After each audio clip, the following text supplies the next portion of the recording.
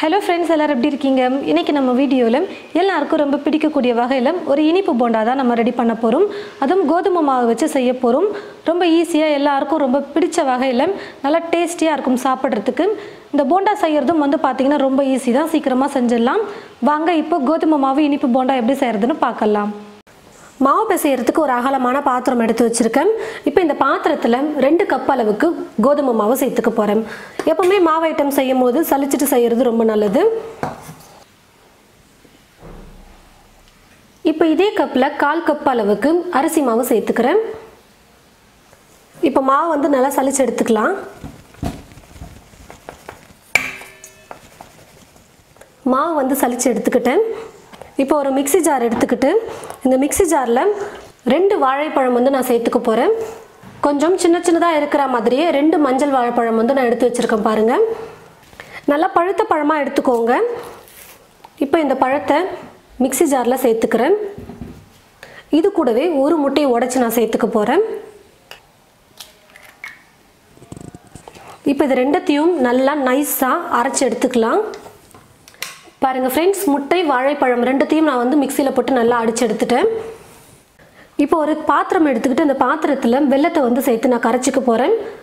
3/4 cup அளவுக்கு வெல்லத்தை நான் துருவி எடுத்து வச்சுருக்கேன். இப்போ இந்த வெல்லத்தை இந்த பாத்திரத்தில் சேர்த்துட்டு கூடவே வெல்லம் கரையிறதுக்காக கொஞ்சமாக தண்ணி சேர்த்துக்கிட்டால் போதும். ஒரு 3 ஸ்பூன் அளவுக்கு தண்ணி சேர்த்தா போதும், ரொம்ப அதிகமாக சேர்க்க வேணாம். இப்போ ஸ்டவ்வை பற்ற வச்சுக்கிட்டு நான் வெல்லத்தை கரைச்சிக்கிறேன். வெல்லத்தை எப்பவுமே கரைச்சிட்டு வடிகட்டிட்டு செய்யணும். ஏன்னா வெல்லத்தில் நிறைய தூசி மண்ணெல்லாம் இருக்கும். அதனால நல்லா கரைச்சிட்டு வடிகட்டிட்டு சேர்த்துக்கலாம்.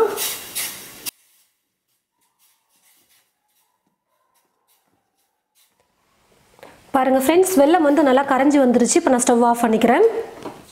இப்போ போண்டாக்கு நம்ம எல்லாமே ரெடி பண்ணியாச்சு. இப்போ மாவு கூட சோடா உப்பு சேர்த்துக்க போகிறேன். 1/4 ஸ்பூன் சோடா உப்பு சேர்த்துக்கிறேன்.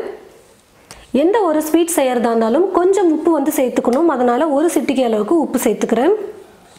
1/4 ஸ்பூன் ஏலக்காய் தூள் சேர்த்துக்கிறேன். இப்போ இது எல்லாத்தையும் சேர்த்து நல்லா மிக்ஸ் பண்ணி விட்டுக்கலாம்.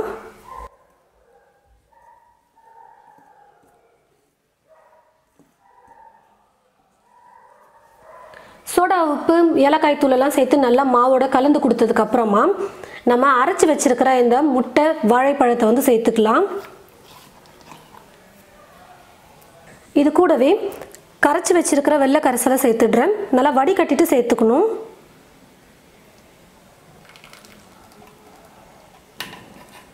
இப்போ இது எல்லாத்தையும் சேர்த்து நல்லா கலந்து கொடுத்துக்கலாம்.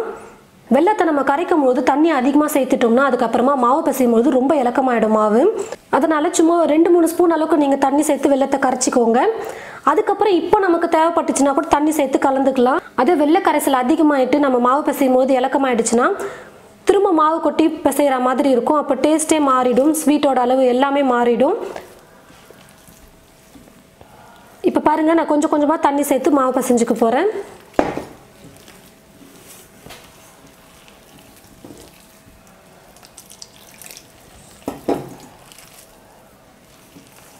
பாருங்கள் ஃப்ரெண்ட்ஸ், மாவு நல்லா நான் கொஞ்சம் கூட உருண்டைகளே இல்லாமல் நல்லா நைஸாக நான் கலந்து எடுத்துக்கிட்டேன். கொஞ்சம் கூட உருண்டைகளே எதுவுமே இருக்கக்கூடாது. நல்லா நைஸாக நீங்கள் கரைச்சி எடுத்துக்கணும். அப்போ தான் எண்ணெயில் போட்டு பொரிச்சு எடுக்கிறதுக்கு கரெக்டாக இருக்கும். அதே சமயம் மாவு போண்டாக்கு எந்த பதத்தில் இருக்கணும்னு பார்த்தீங்கன்னா இந்த மாதிரி கொஞ்சம் இலக்கமாக இருக்கிற மாதிரி பார்த்துக்கோங்க. கையில் எடுத்து நம்ம உருண்டைகளாக போடுறதுக்கு கரெக்டாக இருக்கும். பாருங்கள்,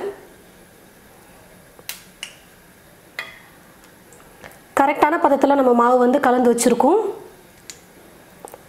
மாவு இந்த மாதிரி பிசைஞ்சு வச்சதுக்கப்புறமா கடாயில் எண்ணெய் ஊற்றி வச்சுக்கோங்க.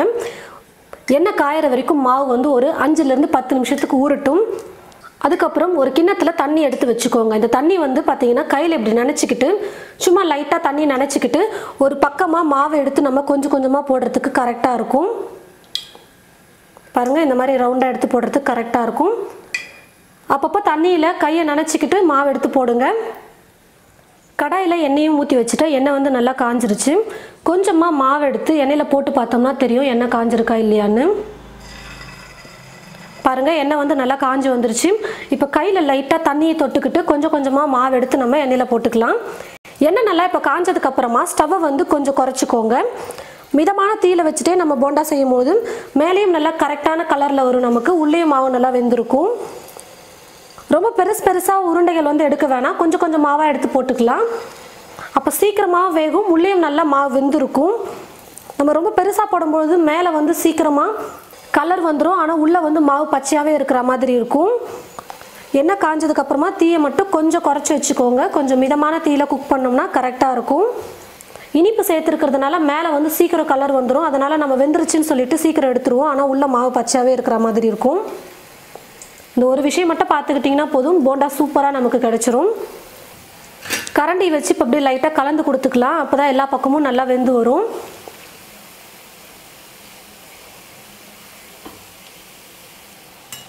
பாருங்கள் ஃப்ரெண்ட்ஸ், போண்டா வந்து நல்லா வெந்து மேலேயும் நல்லா கலர் வந்துருச்சு பாருங்கள். இப்போ நான் எடுத்துடுறேன்.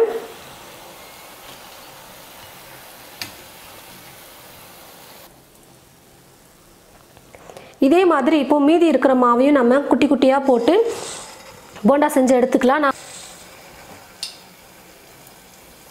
பாருங்கள் ஃப்ரெண்ட்ஸ், ரொம்பவே டேஸ்டியாக சூப்பராக நம்ம ஸ்வீட் போண்டா ரெடி பண்ணியிருக்கோம். முட்டையும் வாழைப்பழத்தையும் நம்ம சேர்த்து செஞ்சுருக்கோம், அதனாலேயே டேஸ்ட் வந்து பார்த்திங்கன்னா ரொம்ப சூப்பராக வந்திருக்கு. நல்லா போண்டா நல்லா சாஃப்டாக சூப்பராக எல்லாருக்கும் பிடிக்கக்கூடிய வகையில் இருக்கும். பாருங்கள், கலர் வந்து பார்த்திங்கன்னா கொஞ்சம் டார்க்காக தான் வரும், ஏன்னா நம்ம வெல்லம் வந்து சேர்த்துருக்கோம்ல, அதனால் மேலே கலர் வந்து பார்த்திங்கன்னா கொஞ்சம் டார்க்காக இருக்கிற மாதிரி தான் இருக்கும். போண்டா நல்லா சூப்பராக எழும்பி வர்றதுக்கு மாவு நல்லா பிசைஞ்சதுக்கப்புறமா ஒரு 10 நிமிஷமாவது நீங்கள் ஊற வச்சுட்டு அதுக்கப்புறமா எண்ணெயில் போட்டு நீங்கள் பொரிச்செடுத்திங்கன்னா போதும், நல்லா சூப்பராக போண்டா வந்துடும். நீங்களும் இது போல் உங்களுடைய வீட்டில் மழைக்கு நல்லா சுட சுட ஈவினிங் டைமில் போண்டா செஞ்சு கொடுத்து பாருங்கள். வீட்டில் இருக்கிற எல்லாருமே ரொம்ப விரும்பி சாப்பிடுவாங்க. இந்த ஸ்வீட் போண்டா வீடியோவை மற்றவங்களுக்கும் ஷேர் பண்ணுங்கள். இது போல் நிறைய ரெசிபிஸ் பார்க்க தமிழ் ஃபுட் மசாலா சேனலை மறக்காமல் சப்ஸ்கிரைப் பண்ணிக்கோங்க. கூடவே பக்கத்தில் இருக்கிற பெல் ஐக்கானை கிளிக் பண்ண மறந்துடாதீங்க. தேங்க்யூ.